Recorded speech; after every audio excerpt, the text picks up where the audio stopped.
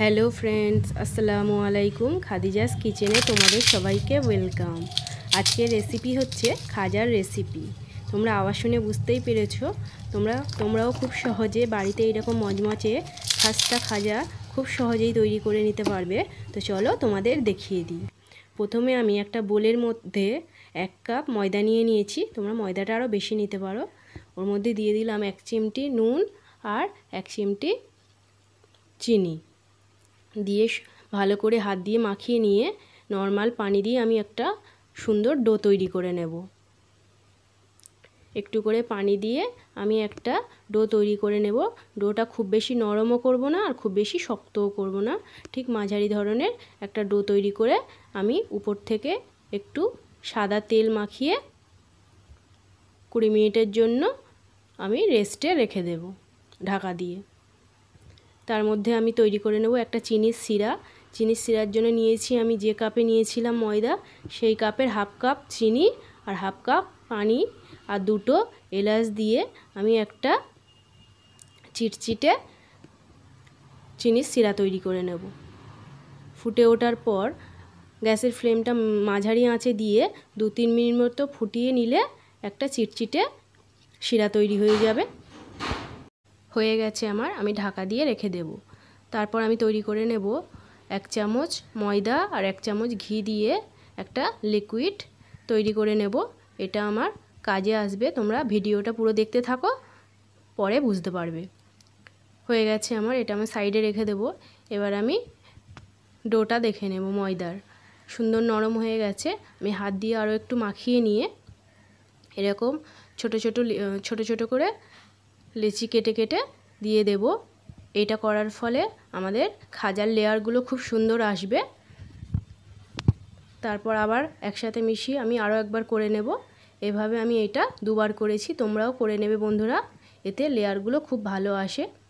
তারপর আমি একসাথে আবার মাখিয়ে নিয়ে আমি লেচি তৈরি করে নেব।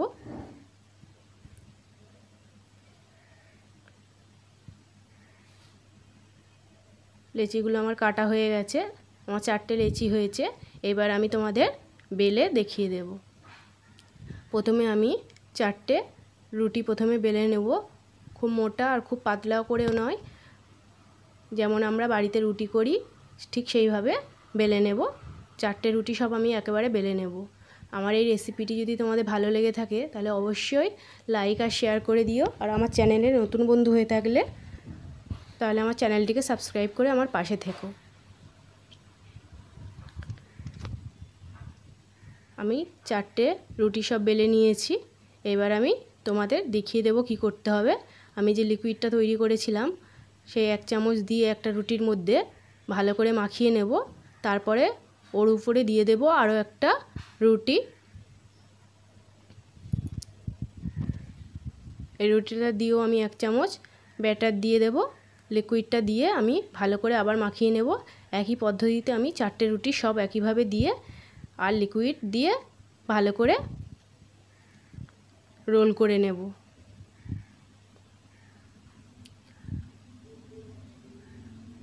চারটে রুটি সব রুটিতেই আমি লিকুইডটা দিয়ে দেব।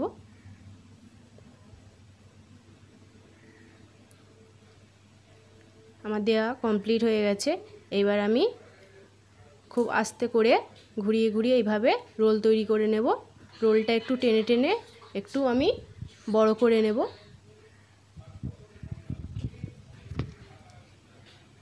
একটু বড় করে নিয়ে একটা ছুরির সাহায্যে আমি এইভাবে কেটে নেব।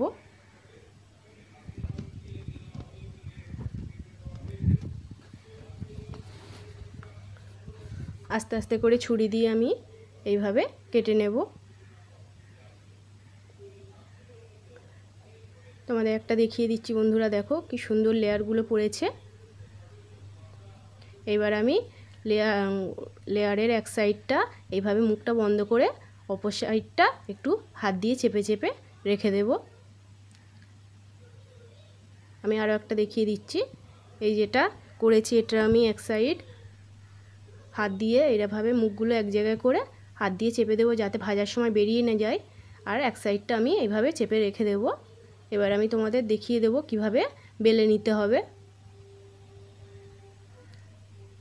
তোমরা হাত দিয়ে এইভাবেও বড় করে নিতে পারো বা এইভাবে বেলুন দিয়ে হালকা করে একটু বেলে নিতে পারো। আমি খাজার সাইজটা ঠিক এই রকমই রাখবো, এই সাইজেরই খাজাটা করব। তো এইভাবে আমি সবগুলো বেলে নেব। তোমাদের আরও একটা বেলে দেখিয়ে দিচ্ছি।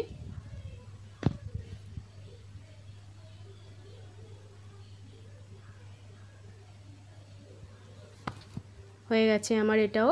এইভাবে আমি সবগুলো বেলে নিয়েছি। এবার আমি ভেজে নেব। ভাজার জন্য আমি কড়াইতে সাদা তেল দিয়ে দিয়েছি একটু বেশি পরিমাণে। আর যখন তেল একদম বেশি গরম করলে হবে না, হালকা এরকম বুদবুদ উঠতে থাকলে, হালকা গরম হলে তারপরে আমরা খাজাগুলো তেলের মধ্যে দিয়ে দেব। আর একদম লো টু মিডিয়াম ফ্লেমে, গ্যাসের ফ্লেমটা একদম লো করে রেখে আমরা খাজাগুলো ভেজে নেব। একটু দেরি হবে, তবু আস্তে আস্তে আমরা খাজাগুলোকে ভেজে নেব। এর জন্য খাজাগুলো খুবই ক্রিস্পি আর মচমচে হবে। তোমরা চাইলে এই পর্যায়ে তুলে নিতে পারো। হালকা লাল হয়েছে, আমি একটু বেশি করে লাল করে তবেই তুলে নেব। হয়ে গেছে আমার। এইভাবে আমি সবগুলো খাজা ভেজে নেব। ভেজে নিয়ে চিনির শিরার মধ্যে, চিনির শিরাটা যেন হালকা উষ্ণ গরম থাকে আর নিমকিগুলো যেন একদমই গরম থাকে। তো তারপরে শিরার মধ্যে 5-6 মিনিট মতো এইভাবে শিরার মধ্যে আমি শিরাটা খাজার মধ্যে মাখিয়ে তুলে নেব।